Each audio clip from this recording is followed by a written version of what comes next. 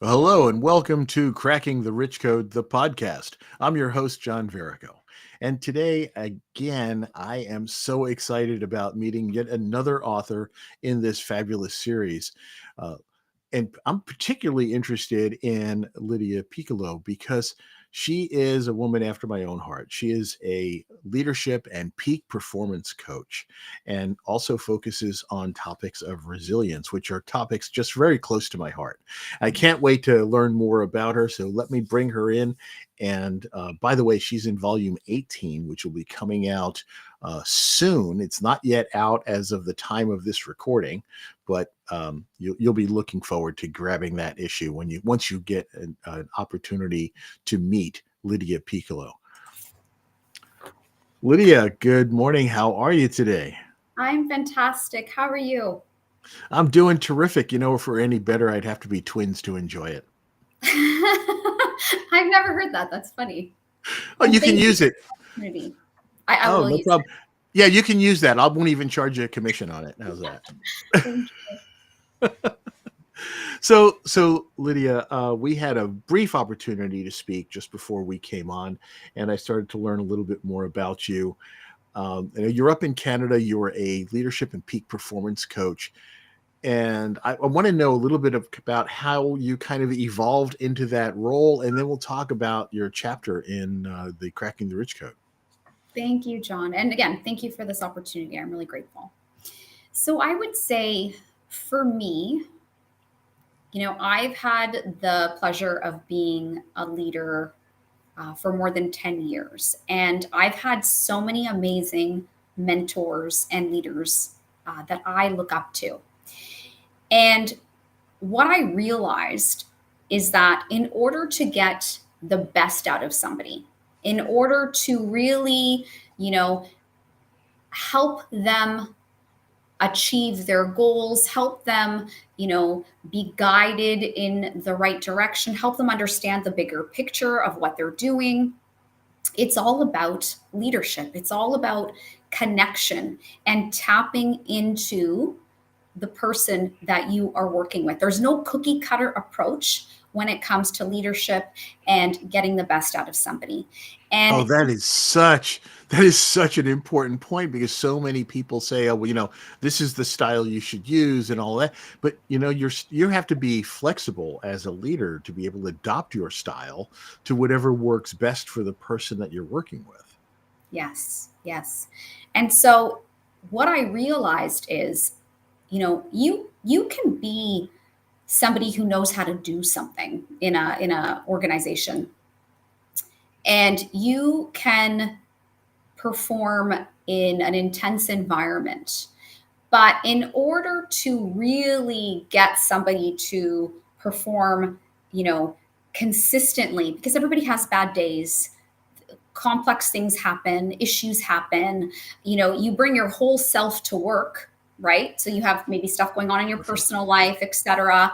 And I realized early on that for me, I performed my best when I had the leaders that I wanted to go above and beyond for. It was the leaders that made me feel seen.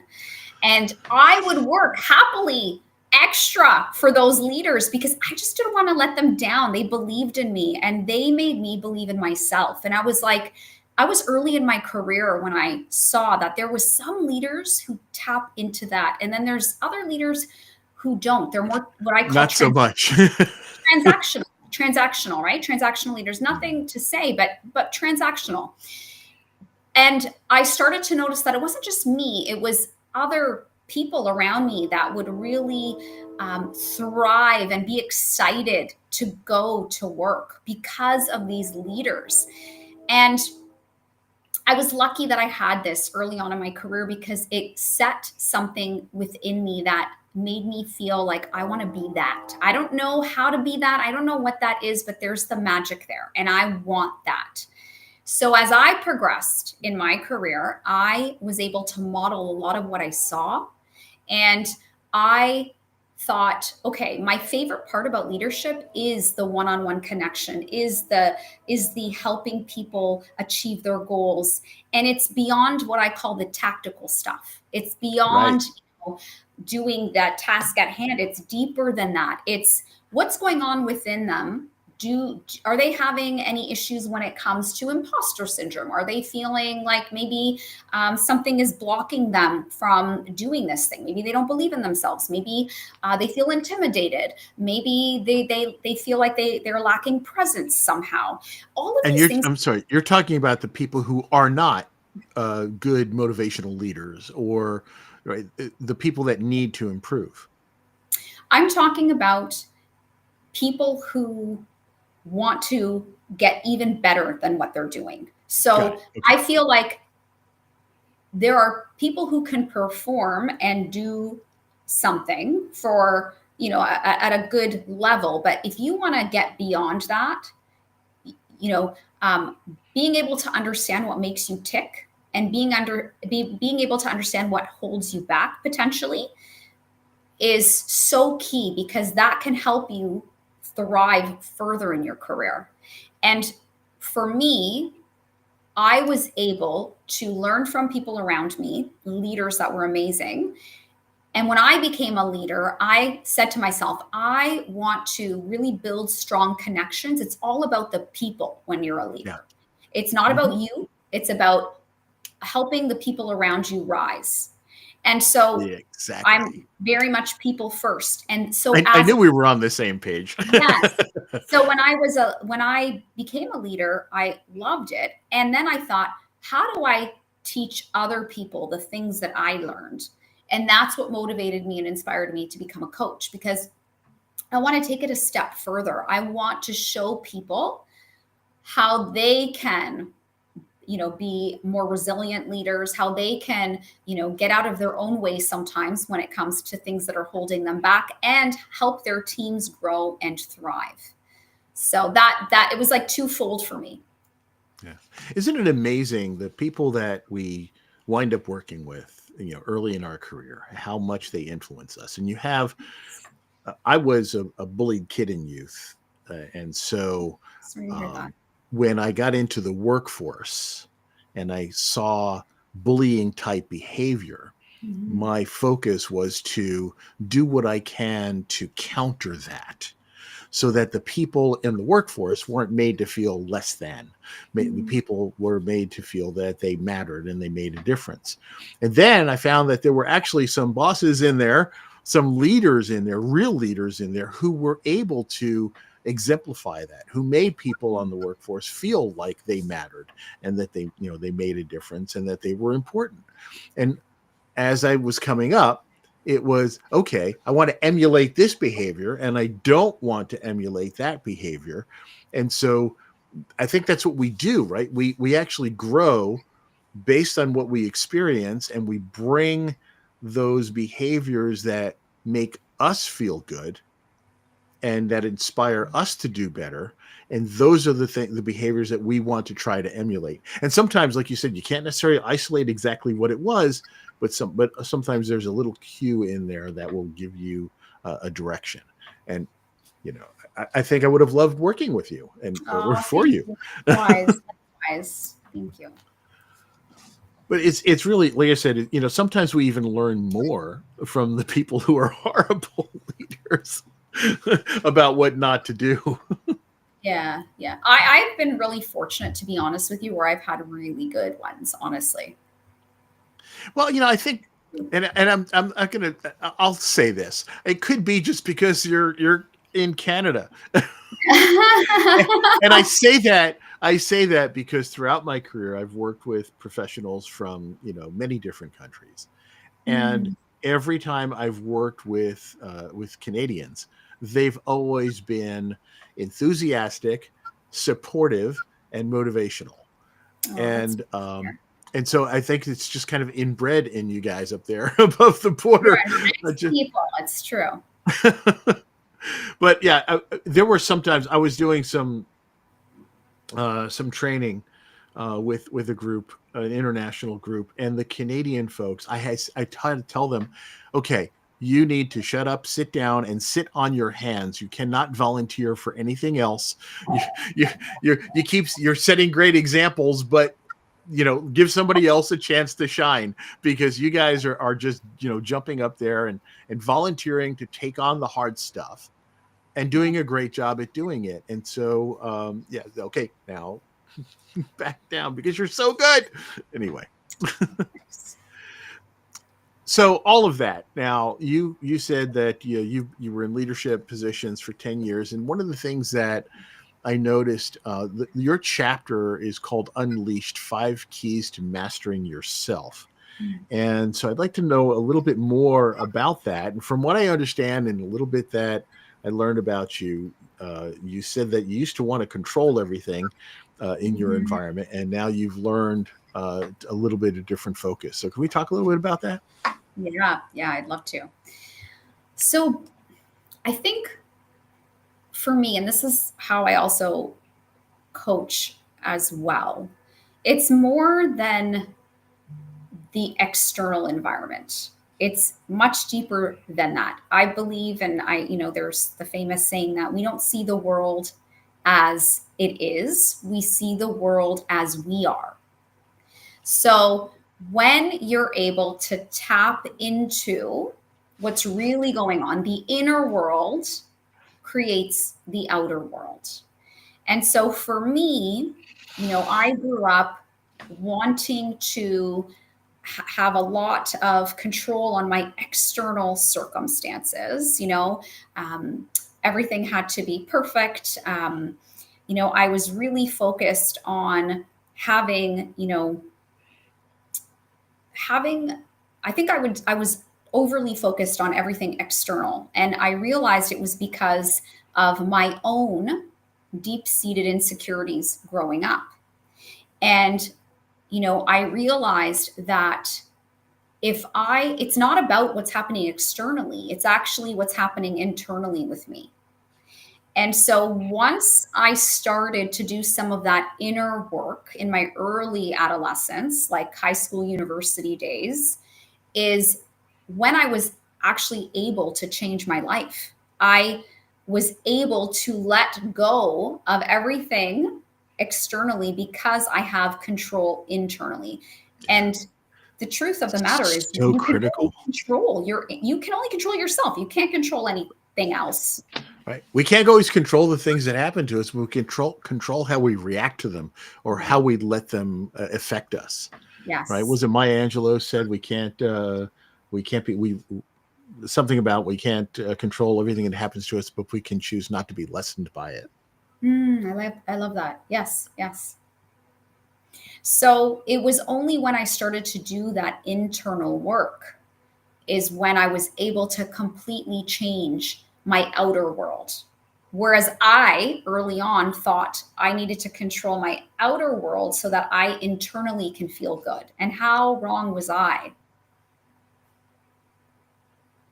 And Wow. so, yeah, So what was your was there a moment, an epiphany that all of a sudden you said, I need to focus here? What made you realize the change there? yes, thank you for asking.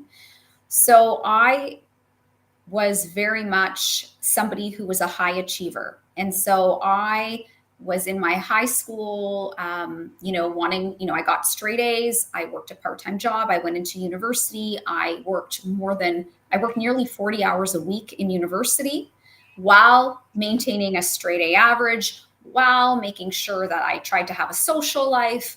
And I was just checking boxes. I was a very good box checker.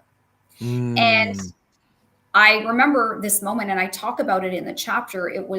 It's something that's very vividly ingrained in my mind. I can picture it perfectly. And it was when I was driving from university to my job that for the very first time, got what I realized after was a panic attack. oh, And yeah. this panic attack, I don't know for anybody listening, if you have ever had a panic attack, and you don't know what it is. And this was years ago when mental wellness wasn't talked about as much. And I didn't know anybody that suffered from panic attacks personally. I thought I was dying. I really did. So I pulled to the side of the road. I, thank goodness, realized, I was recovering from that, but it was very scary. But that was the first of many panic attacks that I got in my university years. And it was because I was burning the candle on both ends. I was Hmm. trying to control everything around me. And those panic attacks stopped me in my tracks to do something different. My body was telling me, you need to listen. There, you need Yeah. to change. There is something happening.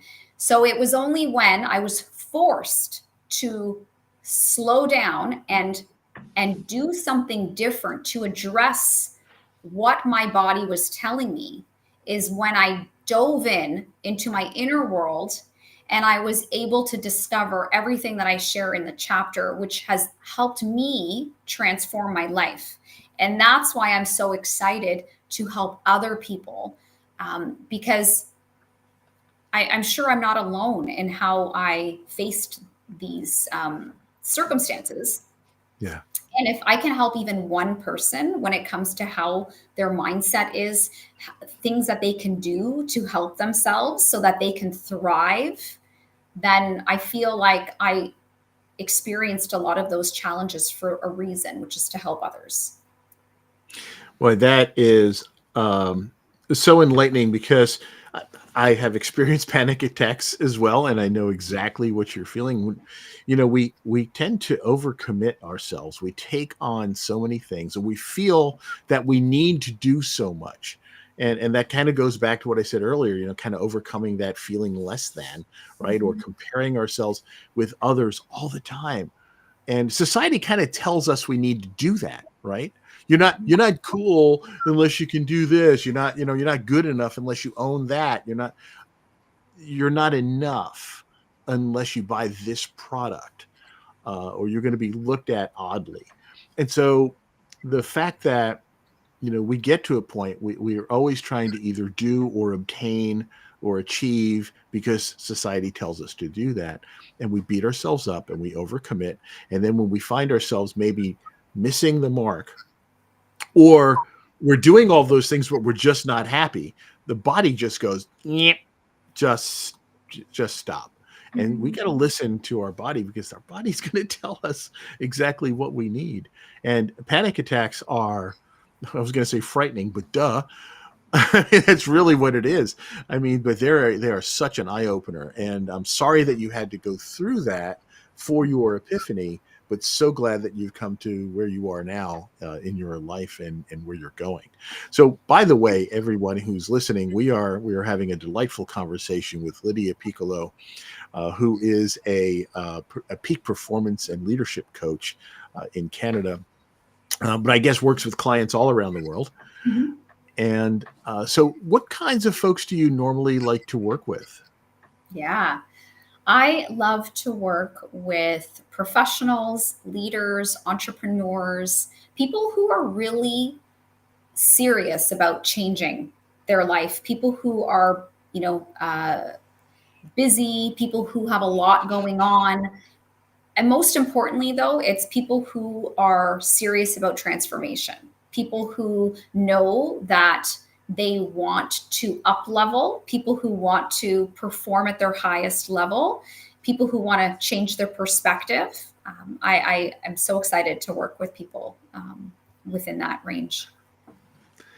Excellent, excellent. Well, let me ask you. I know that in your chapter, and I can't wait for volume 18 to come out because I'm looking forward to reading Yeah.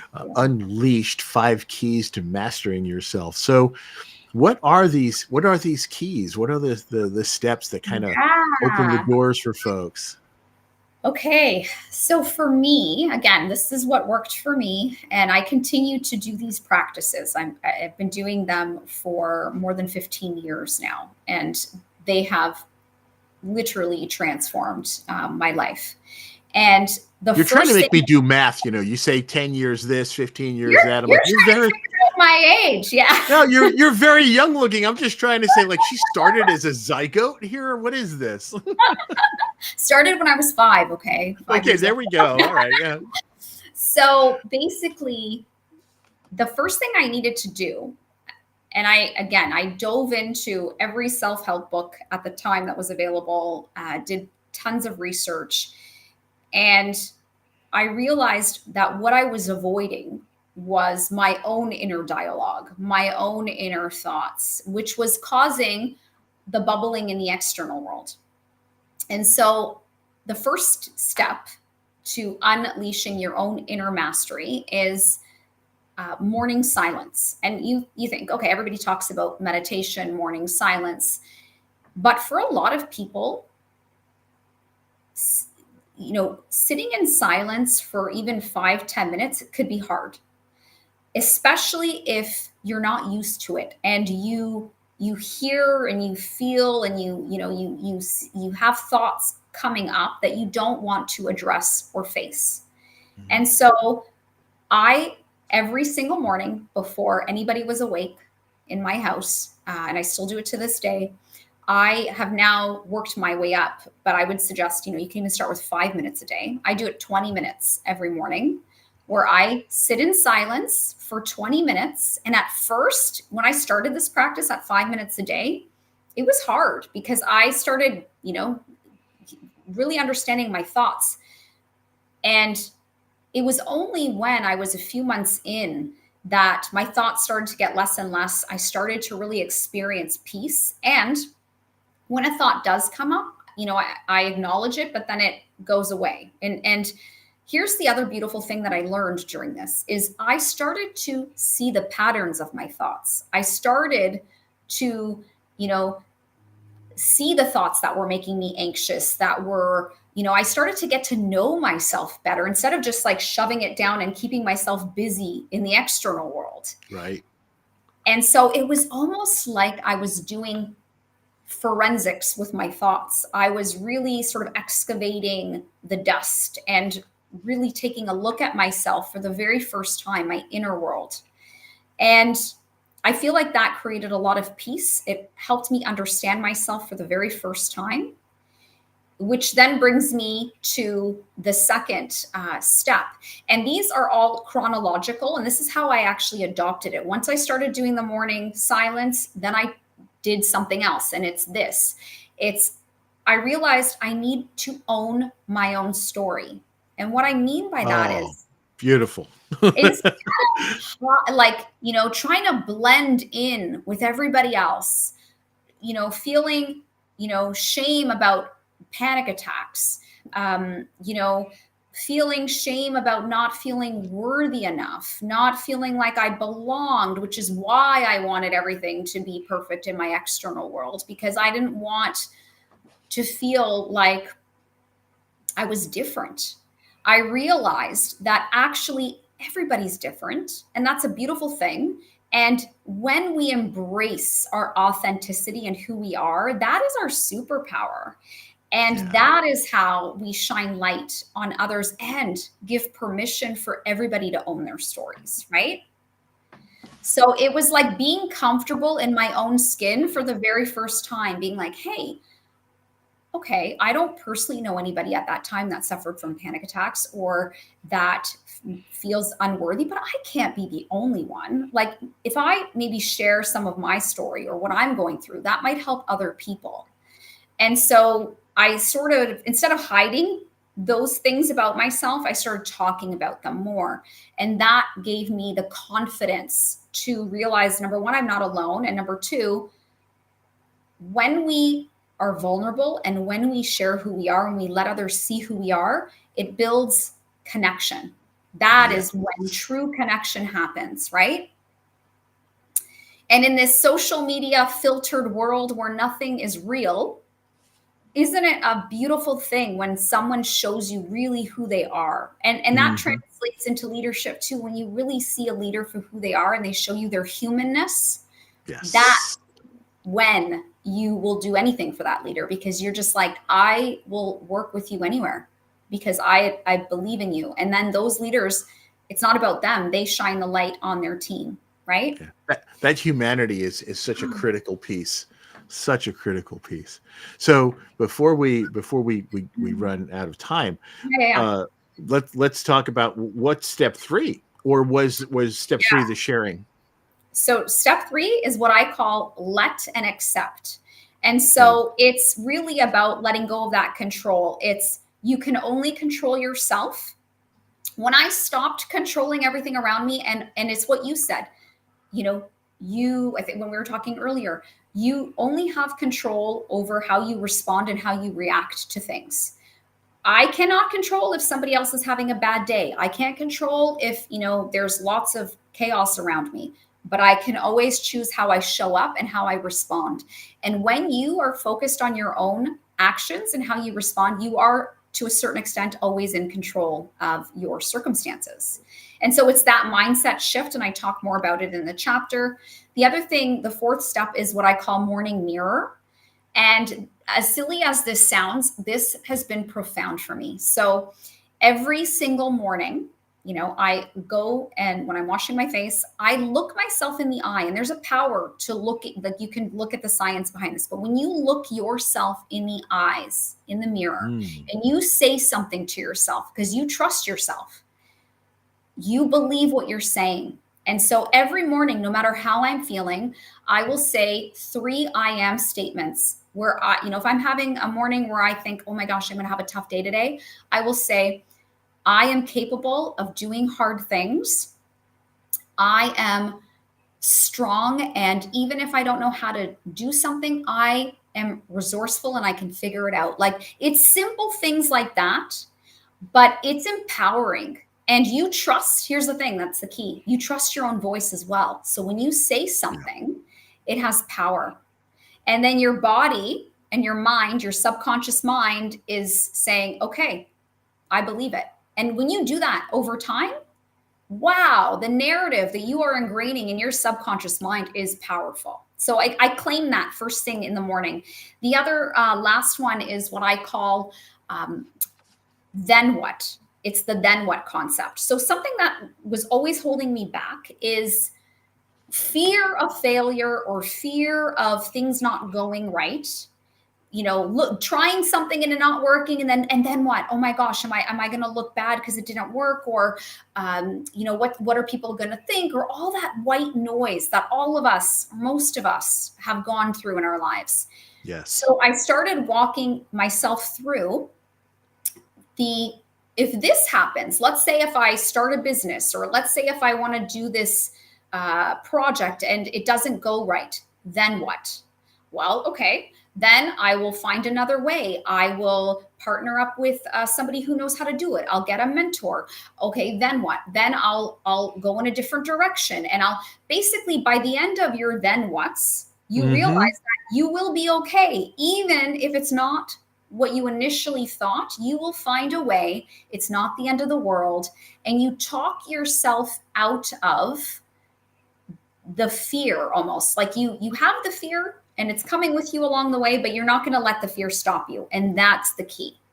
That is a brilliant key, and I try to focus on that myself. I usually use "so what." There you go. Yeah. If this does not work out, so what? That's What's the right. next step? I love that. And I Yes. love it. I love it. I love your entire mindset, and I want to call you my twinny. We're Oh, definitely of the same. We're definitely of the same mindset, and have learned similar lessons. And the one thing that I know I would have a problem with is that morning silence thing, because my brain just does not like to shut off. But so it's something that I really need to work on myself. And maybe we'll have another conversation, and you can help me with my own morning silence, because it's my morning silence, my night silence. I never shut up is what the problem is. but that's There's most people people, there's right? people who have a problem with drinking, right? So they go to Al-Anon, right? I go to on and on and on.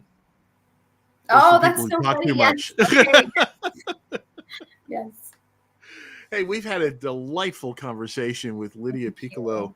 She is absolutely brilliant. I cannot wait for volume 18 to come out, and read her chapter, Unleashed: 5 Keys to Mastering Yourself. And Lidia, this has been a fantastic discussion. So if people want to get in touch with you, they can contact you on LinkedIn, probably the Yes. best way. Yeah. Right? Or And go on my website. they should also follow you on Instagram, right? And it's at Lydia Piccolo.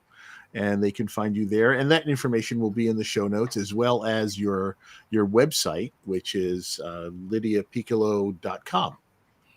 How Thank you, challenging is that? I mean, no, come on. It's so hard to find you. And so this has been a fantastic conversation, and I actually look forward to chatting with you more, and maybe we can find ways to collaborate and stuff, because we're so much on the same Great. page. Thank But you. hey, everyone, definitely pick up volume 18 of Cracking the Rich Code. Check out Lydia's chapter. In the meantime, go to her website, connect with her on LinkedIn, and learn more about this absolutely brilliant individual. Lydia, thank you so much for your time Thank today. you. I'm so glad you joined the show, and I'm so glad I had the opportunity to meet you. Likewise. Thank you. So, and folks, like I said, you've been listening to Lidia Piccolo. This is the Cracking the Rich Code podcast. I've been your host, John Verico, and we will see you in the next episode.